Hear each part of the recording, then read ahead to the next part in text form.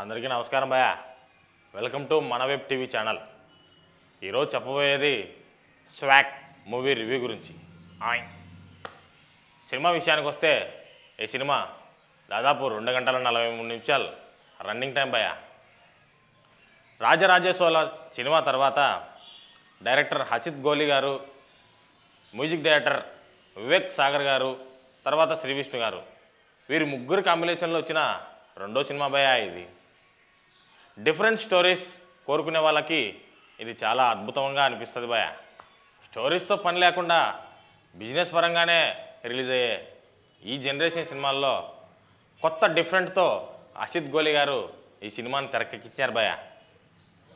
Cinema విషయానికి వస్తే శ్రీ విష్ణు గారు తన మల్టిపుల్ క్యారెక్టర్స్తో తన యాక్టింగ్ మార్క్ని మరోసారి ప్రూవ్ చేసుకున్నాడు భయ్యా.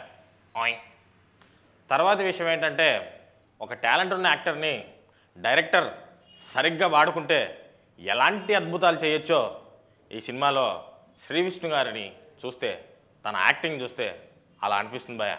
కథ విషయానికి వస్తే ఈ సినిమా శ్వాగనిక వంశ వారసత్వం చుట్టూ తిరుగుతూ ఉంటుంది భయ్యా. ఈ కథ అంతా ఆ వంశంలో పుట్టిన రాజవారసులకు నిధి దక్కాలని ఆ పూర్వకాలపు రాజులు ఆజ్ఞాపించారు భయ్యా. అయితే కట్ చేసి ఈ జనరేషన్లోకి వస్తే ఆ సంస్థ, రాజవంశ సంస్థ ఖజానా మీదంటే మీదని ఉత్తరాలు పంపిస్తూ ఉంటారు భయ్యా. కథ విషయానికి వస్తే డైరెక్టర్ హసిత్ గోలి గారు ఏం చూపించాలనుకున్నారో ఏది చూపించారో కొంచెం కన్ఫ్యూజన్ పడతాం భయ్యా. ఈ సినిమాలో ఆయన రాసుకున్న కథ వేరు, స్క్రీన్ ప్లే తీసిన విధానం వేరు. ఈ సినిమా అర్థం కావాలంటే మినిమం డిగ్రీ ఉండాలి భయ్యా.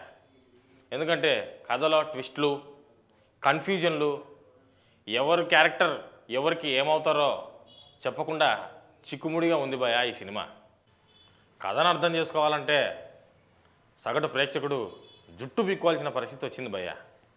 ఆ వంశవృక్షం ఏంటో, ఆ వంశానికి వారసులు ఎవరో, ఆ వారసులు ఎవరికి ఏమవుతారో చాలా కన్ఫ్యూజన్ ఉంది భయ్యా. ఆ కన్ఫ్యూజన్ని చిక్కుముడి విప్పలేకపోయాడు భయ్యా ఈ సినిమా డైరెక్టర్.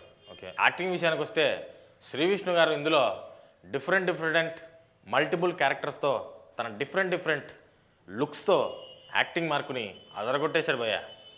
మీరా జాస్మిన్ కూడా ఇందులో చక్కగా మంచి పాత్ర చేసింది భయ్యా చాలా రోజుల తర్వాత. ఓకే, ఇంకా కామెడీ విషయానికి వస్తే డైరెక్టర్ గారు ప్రచార చిత్రాల్లో చూపించినట్టుగా కామెడీ చేయాలి అని ఏదో ప్రయత్నం చేసి విఫలయత్నం చేశాడు. ఎవరికి ఒక్కచోట కూడా నవ్వు రాదు. ఇందులో కమెడియన్ సునీల్ గారు ఉన్న తనకు తగ్గ కామెడీ టైమింగ్స్ హసిత్ గోలి గారు డైరెక్టర్ గారు ఇందులో రాసుకోలేకపోయాడు భయ్యా. ఫస్ట్ హాఫ్లో వచ్చే శ్రీ విష్ణు గారి స్లాంగ్ మాత్రం ప్రతి ప్రేక్షకుడికి భలే నచ్చుతుంది భయ్యా. తర్వాత రీతువర్మ గారు చక్కగా యాక్టింగ్ చేశారు. ఫ్యామిలీతో కలిసి చూడొచ్చా అంటే ఒకే ఒక్క హగ్ సీను, ఒకే ఒక్క కిస్ సీన్ తప్ప ఇంకా మిగతాదంతా ఫ్యామిలీ ఆడియన్స్తో కూర్చొని చక్కగా ఎంజాయ్ చేయొచ్చు భయ్యా. ఓకే, ఫస్ట్ హాఫ్లో మాత్రం ఎక్కడా సాగదీయకుండా స్లోగా ఏం చెప్పబోతున్నాడో ఈ సినిమాలో చూపించాడు భయ్యా.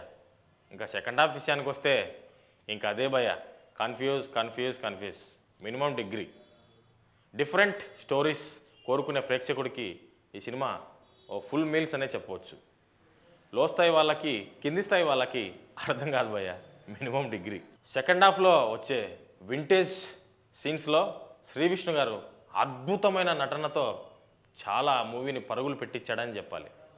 ఓకే, ఇక విషయానికి వస్తే ఈ ఖజానా ఎవరికి చెందుతుందో ఏంటో అని లాస్ట్గా ఫైనల్గా ఈ ఖజానా ఎవరికి దక్కుతుందో లాస్ట్గా ఏం చెప్పాడంటే, అక్కడ 4 డిఫరెంట్ క్యారెక్టర్స్తో శ్రీ విష్ణు గారే వాళ్ళ తాత, తండ్రి, కొడుకుగా బాగా అద్భుతంగా నటించాడు. అందులో ట్రాన్స్జెండర్గా కూడా శ్రీ విష్ణు గారు తన నటన చాలా బాగా చూపించాడు.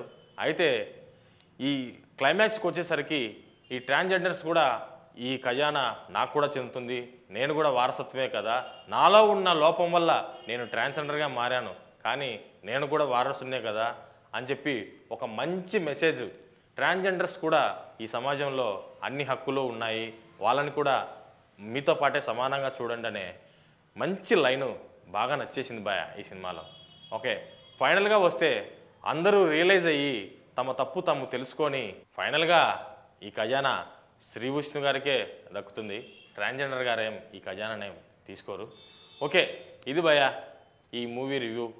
సో ఫైనల్గా ఈ సినిమాకి ఇచ్చే రేటింగ్ ఎంత అంటే 3/5. Okay, thank you so much భయ. మరిన్ని ఫిలిమీ లేటెస్ట్ అప్డేట్స్ కోసం చూస్తూనే ఉండండి భయ మన వెబ్ టీవీ ఛానల్. ఆయ్.